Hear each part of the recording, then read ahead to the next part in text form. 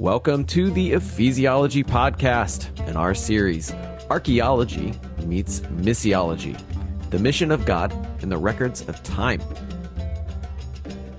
Today we have Michael, our resident ephesiologist, and I'm Andrew Johnson in Houston, Texas.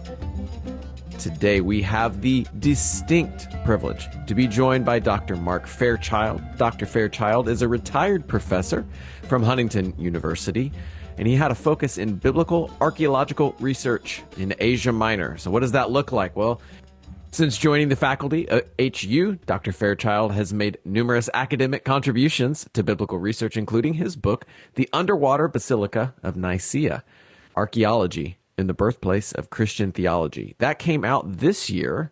He also wrote Christian Origins in Ephesus and Asia Minor in 2015, and the forthcoming book, The Enslavement of Paul, the early life of Saul the Zealot. That is coming out next year. Now, if you haven't read his books, maybe you have seen him. He has a documentary called The Last Apostle on Amazon Prime, as he retraced the course of Paul's journeys through Cyprus and Anatolia.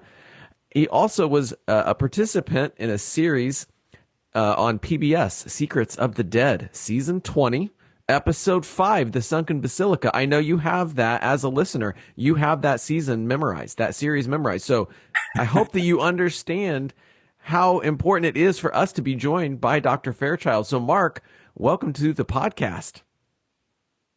Thank you, Andrew. And thank you, Michael. It's a pleasure to share with you and with your audience. And God has done great things, and looking forward to our discussion.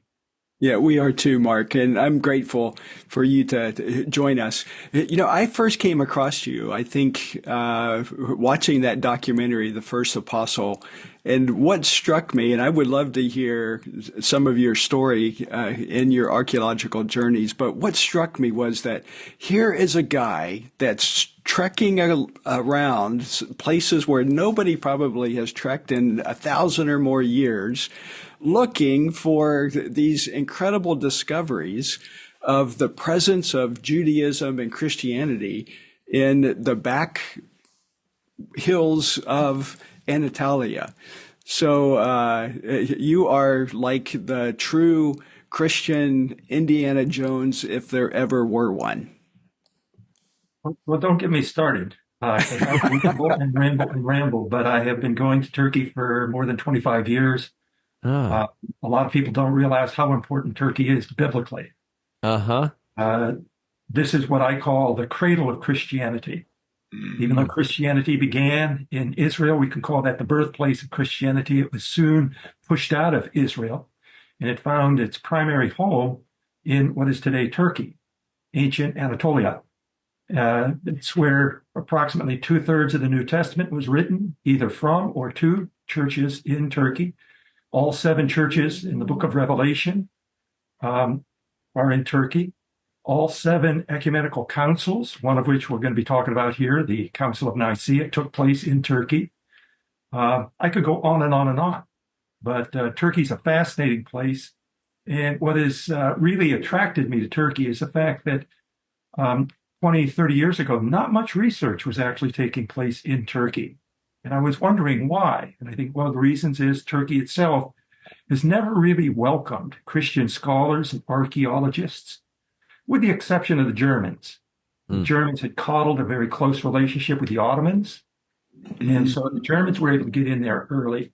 But outside of that, Turkey is relatively unexplored. And so that is what brought me back to Turkey time and time again. It's the discoveries that are there in Turkey. And I've been fortunate. God, I think, has blessed me with opportunities.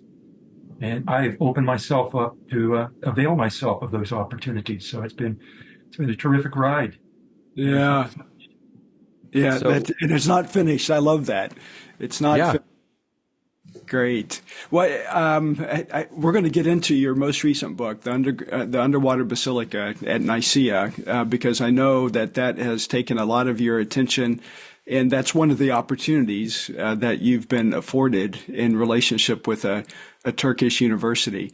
But outside of that, Give us just a little bit of flavor of what are some of the most significant things that you've come across in your various adventures in Turkey. People have often asked me the question, what's my favorite place? And you need to put an end at the end of that. Places. Yeah. Okay? And there's dozens of them. It's hard for me to pick them out. But I think one of my favorite areas is a place called Rough Cilicia. Now, as you know, of course, Paul came from Tarsus, which is in the Roman province of Cilicia. And Cilicia is divided into two sections. The northeast section is called Smooth Cilicia. But when we get into the southwest area of Cilicia, I wish I had a map, I could show you this. It is very mountainous. The Taurus mountain range runs very close to the coastal areas, and it's cut deep canyons that have drop-offs as many as 1,200 feet, 800 feet to the canyon. Whoa. And it is incredibly beautiful, unbelievably beautiful. And what is really interesting about this section is people settled up into these inhospitable, scarcely accessible places of Rough Cilicia. Mm-hmm. And this is where Paul spent 7 to 9 years after his conversion. He was sent back to Tarsus. And between Acts chapter 9 and Acts chapter 11, verse 25, when Barnabas comes and searches for Paul, he didn't find him in Tarsus, searches for Paul. He brought him back to Syrian Antioch. And Paul was doing ministry. This is where he learned the gospel, learned his theology. Paul, when writing to the Galatians, describes this as a revelation. The Greek word there is apocalypsis, the same word that is used in the book of Revelation. And this is what Paul talks about when writing to the Corinthians. He says, 14 years ago, I received this revelation. The apocalypse, he uses that same term. Well, if we do the math, 14 years from when Paul wrote that letter to the Corinthians puts us smack dab in the middle of that 7 to 9 year period of time. Wow. So when you ask me about favorite places, this is one of the places that I'm particularly attracted to. I've been there for at least 2 weeks every year for the last 16 years. Wow. It's an amazing place. There's a lot to that story. Yeah, it sounds like it. And so when you say that Barnabas was searching for Paul, this wasn't like walking around the streets of some city looking in houses, but he's literally, it sounds like, he's climbing through the canyons. Yeah, he's climbing mountain ranges and searching through canyons. Well, as Acts 9 tells us, he was sent back to Tarsus, which is the capital city of Cilicia. Okay. Barnabas probably went to Tarsus and started asking around. And people were probably saying, well, he isn't here. Where is he? Well, he went down probably into Rough Cilicia is what I hypothesize. Huh. And incidentally, after this book on Paul the slave, that's my next volume. I'm going to be talking about Paul's journeys in Rough Cilicia. Oh, great. And how can we identify places that he may have visited? Yeah. Wow. I remember reading William Ramsey and him saying, if you really want to get a sense, saying something to the effect that if you really want to get a sense for the book of Acts, that you need to breathe the air that they breathed, to walk the geography that they walked. And you've done that, right? So is Ramsey correct? If you really want to, yeah. You see, Ramsey wrote at a time when the German Heilsgeschichte school, led by the Tübingen scholars, were really scoffing at the historicity of the Acts of the Apostles. And Ramsey himself believed that story until he invested himself in Turkey, began to travel to Turkey, do his research there, and he completely changed perspectives. He realized that Luke is writing credible history. And even since Ramsey's writings, okay, there's that faction of scholarship that still denigrates the historicity of Turkey and the Acts of the Apostles. And so one of the things that I'm doing, and one of the things that we're now discovering as more and more scholars, archaeologists are now flooding into Turkey, it's become very popular. We're discovering that, you know what? The Acts of the Apostles is quite credible. And what we read here can be affirmed with discoveries that are being made in the land of Anatolia. So you can literally open the book of Acts and use it as a roadmap, can't you? Yeah, yeah. Yeah. I mean, Luke, don't get me wrong, Luke has a lot of gaps in his story. For instance, Luke doesn't say a word about that 7 to 9 year period of Paul in Rough Cilicia. What I argue in the next book that I'm writing is that this was actually Paul's first mission. We think about Paul's 3 missionary journeys, and lots of times we call the first mission that went to Cyprus, Pamphylia, and Galatia. Yeah. We call that the first missionary journey. Well, it wasn't. Yeah. Paul spent That's just the first one we knew about. 7 to 9 years in Cilicia. And that's twice as long as any of Paul's journeys that are recorded in Acts. Yeah. Wow. That's fascinating. So as I'm listening to you and remembering being in Turkey and what I was able to see, 17 years ago. How do you know? Back? I mean, a lot has changed. Please don't tempt me. Michael has already been trying to tempt me. My wife and we would love to be back in Istanbul as well as Turkey at large. We love that country. But that's aside from that. When you talk about going to these areas and you talk about using the Bible as a roadmap and getting to these places, and I am going to be a little bit cheeky. How do you know that Paul was there, or what Luke describes these Acts of the Apostles were there? Did they walk around and sign their names? Did they put graffiti that I was here, Luke was here, and he spelled it all crazy? Like, how do we know? Yes, they were here. We're moving beyond hypothesis. How would you help people understand that there is proof in the archaeological record of these things that we read? For most of these cities, they have been identified primarily with inscriptions. So the inscriptions themselves, I can take you back and show you inscriptions that mention the name of these cities and towns. So we match that, of course, with what we read in the Acts of the Apostles. The other thing is we know a little bit about Paul's missionary strategy. So, for instance, if I go back to talking about Paul's real first mission, the mission that Paul had in Rough Cilicia, Paul tells us that he prioritized ministry to Jewish communities.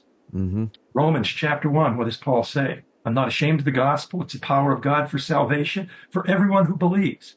And then he said, to the Jew first, and secondarily, of course, to the Gentiles. If you read in the Acts of the Apostles, Paul always goes to the synagogue first.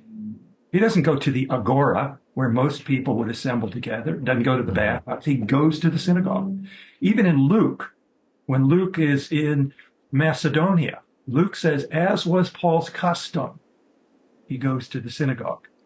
So the point to be made is if we can identify Jewish locations, and this is what I'm concentrating on as I write this volume on Paul's ministry in Rough Cilicia.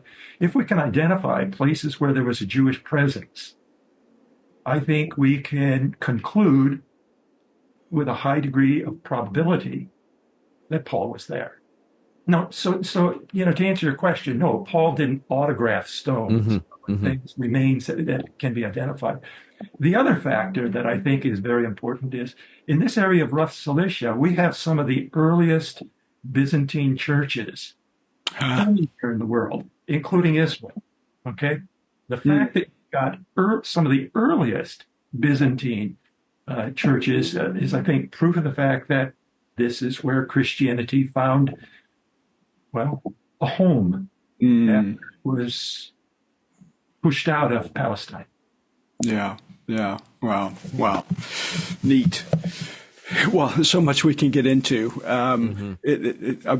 around this topic, but we want to spend some time talking about your book.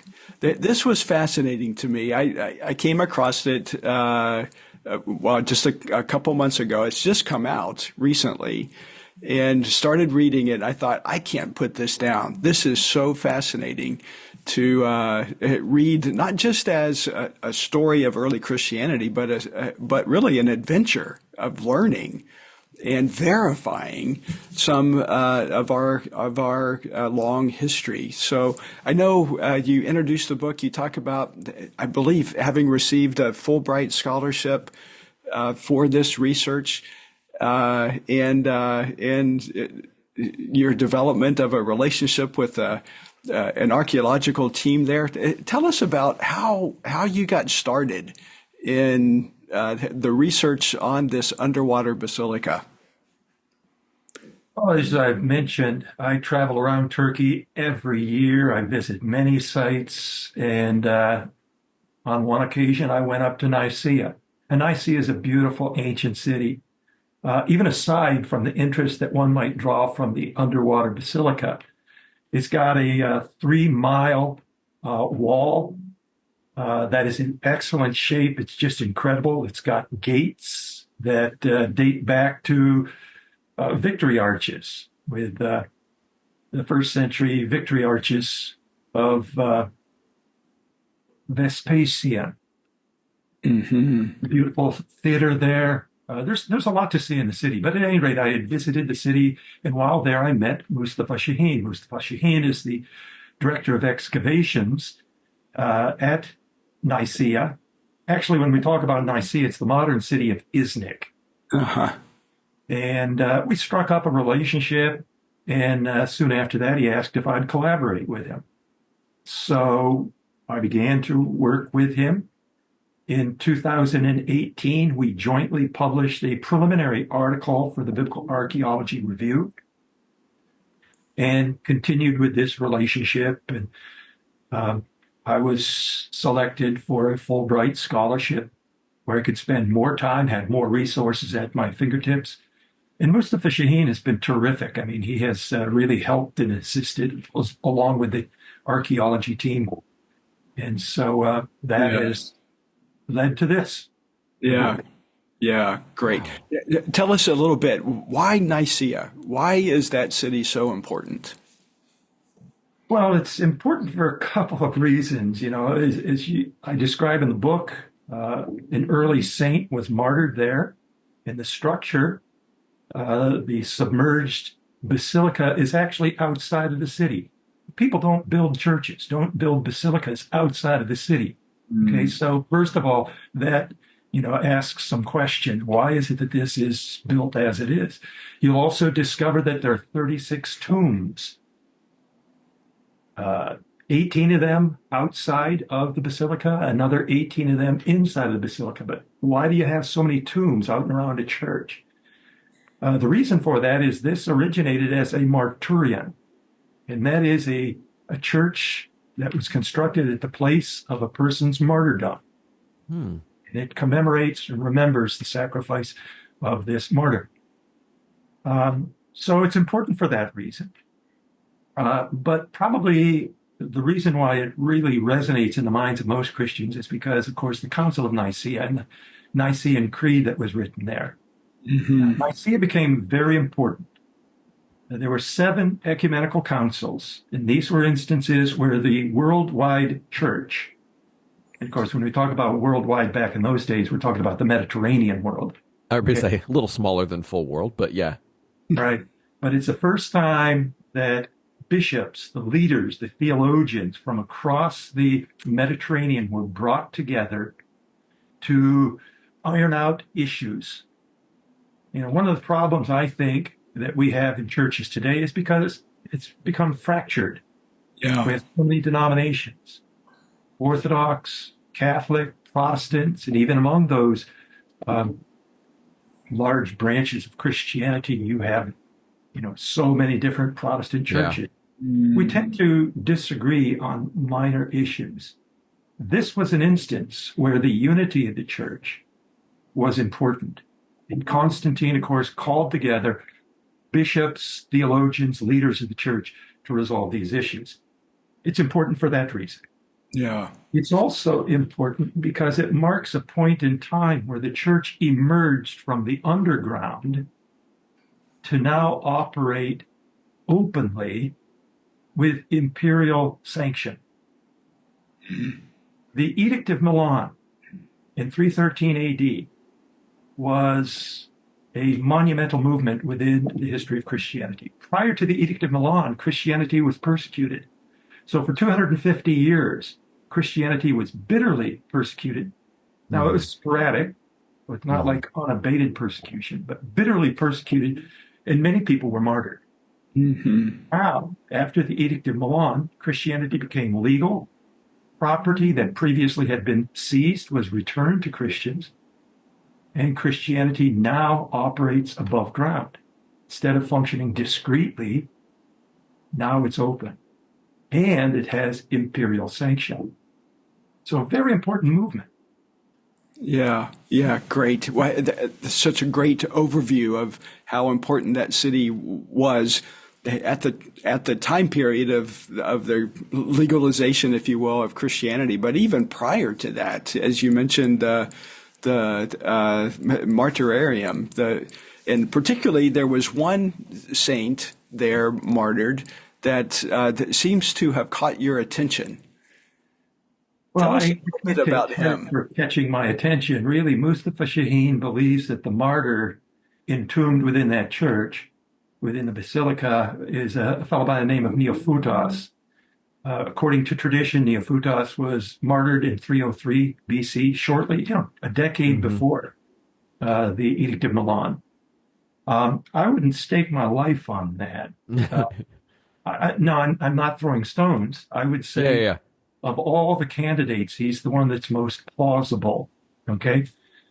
But some martyr, and I would throw out Neophutos as being the most likely candidate of those, was probably executed on the shores of Lake Iznik. In the past, it was called Lake Iscania. We have for this film that you had mentioned, the documentary that was on PBS, they brought me to Rome, to the Vatican Library. And in the Vatican Library, they have what is called a Menologion. A Menologion is a calendar, and for each day, they have a saint, and they tell the story of this saint. And the Vatican Menologion has, on one of these pages, the story of Neophutos. And what's interesting is the Menologion not only has the story, but it also has an illustrated panel. And there on that panel, you can see that his execution took place on the shore of the lake, which makes an interesting connection. Yeah, it certainly does. That would account for why this is a church that is outside of the walls of Nicaea. Yeah, wow.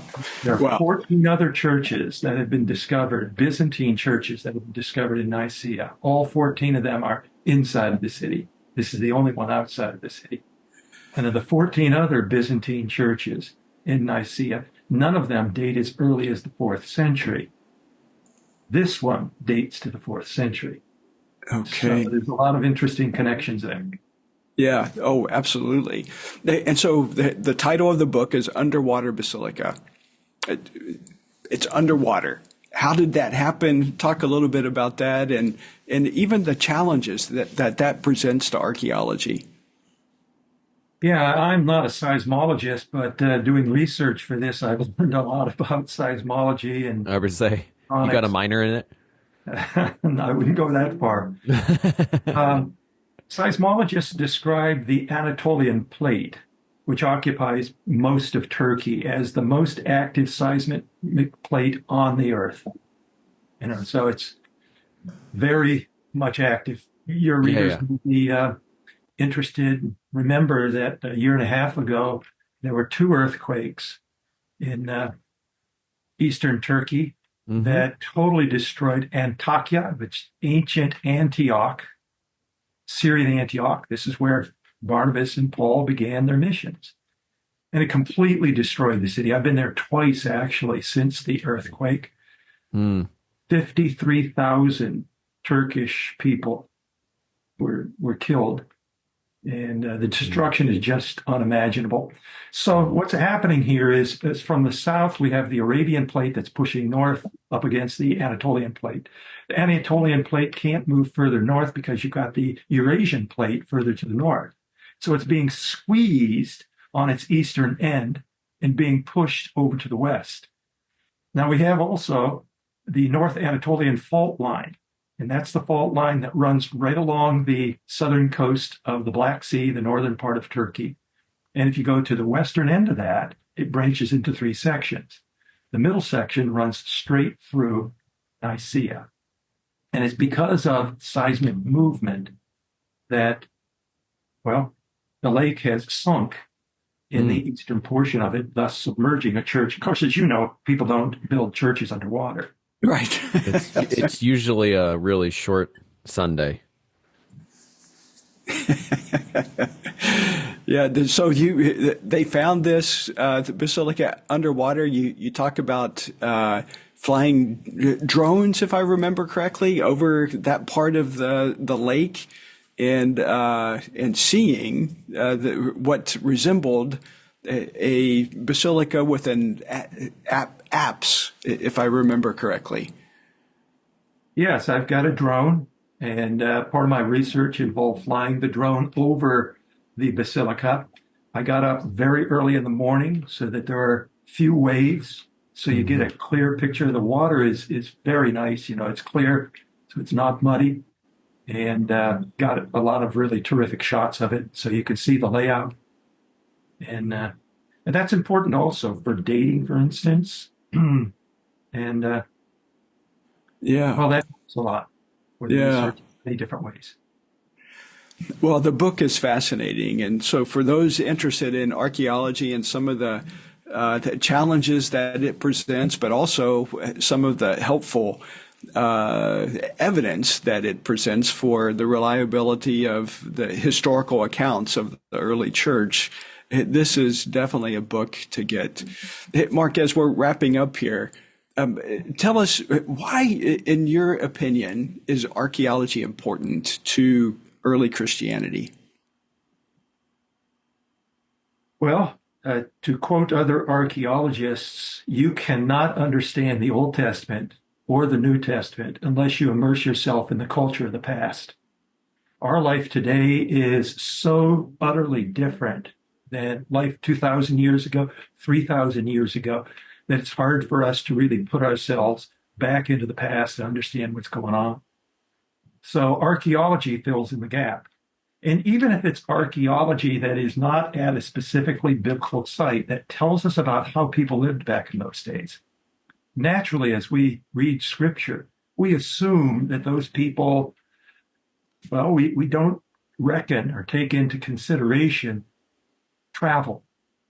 We hop in a car and don't blink an eye about traveling an hour, 2 hours to another site.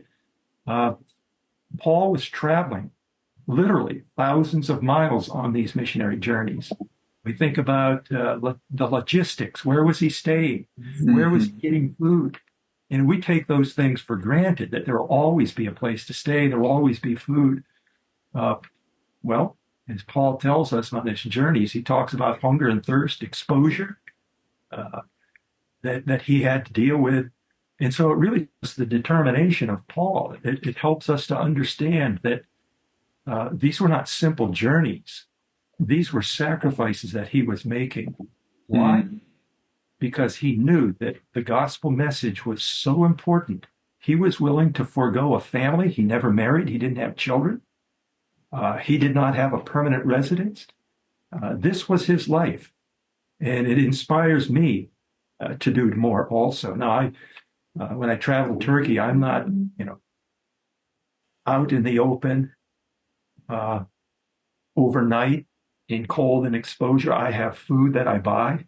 I'm not going through some of those difficulties that he experienced, but still, archaeology tells us about how life was lived back in those days, and so many things, even for that matter. We think about mentally, how do people think today? Today, people tend to be very much concerned about one's own personal needs. Okay, we are very much individualistic, and that's a problem. 2,000 years ago, we understand that the church was much more interested in the community. The community trumped individualism. What is good for the community is, what people were doing. Yeah. Yeah. Wow. Good. That's good stuff. Mark, I think I was about to ask a question, but it seems like you have answered it. I guess let's limit it to Nicaea, since decades worth of research might be a much longer answer. What have the discoveries from Nicaea, how has that affected your personal faith? How have you been changed by what you have discovered? Well, as I briefly mentioned a little bit earlier, I think I'm a little more ecumenical. I'm a little less harsh in criticizing people who disagree with me theologically. Now, don't get me wrong. We need to be firm on the foundation of the faith, the deity of Jesus Christ, the work of Christ on the cross, the importance of the scriptures. Those are some of the basics of the faith and the foundation of what we believe. But when it comes to baptismal practices, when it comes to eschatology, when it comes to church organization, some of the things that separate us into different denominations, those are peripheral. And what we should do is embrace people who are of different denominations and say, look, we are one church. And Nicaea was important because Constantine himself realized that it's not good to have a fractured church. Yeah. Bring everybody together and to concur and to agree on some of the foundations, some of the basics of the faith. Yeah. Wow. Good wise words from a wise scholar, archaeologist, adventurer. Mark, thank you so much for joining us on the podcast. Thank you, Andrew. Thank you, Michael. And God's best to you and your readers. Oh, thank you so much. Aside from running to Amazon and looking up Dr. Mark Fairchild and trying to buy all the things that you have written, how can our readers keep up with the work that you are doing? I said readers because you said readers. How can our listeners? We're not doing a lot of reading these days on the podcast. Yes. I don't do a lot of social media. The only social media I do is Facebook. And the only reason I did Facebook is because it's a good way to communicate to students and to family with one message instead of writing dozens of emails. No, I mean, you can find me on Facebook. Also, I've got a web page. It's called ancientbiblicalworld.com. ancientbiblicalworld.com. I have posted many outlines of my lectures when I was teaching at the university, many of my publications, periodicals. There's PDFs that you can copy, download. So that's a way of keeping in touch with me as well. So check out the website. Awesome. That is such a huge help, Mark. Thank you so much for being with us on the podcast. And we also want to thank y'all, our listeners, for spending your time with us too. If this was your first podcast, welcome. So glad you joined us on Ephesiology. I would invite you to go and check out the rest of our catalog, find a topic that interests you, and maybe dig a little bit deeper. What might we, as the Ephesiology Podcast, have to offer you? Speaking of other things that we have to offer, please go to masterclasses.ephesiology.com and see if what we have through online theological education is actually what God might be using to encourage you and spur you on to join Him in what He is doing in your context. So, for Michael, for Mark, and myself, thank you for doing theology in community with us today on the Ephesiology Podcast.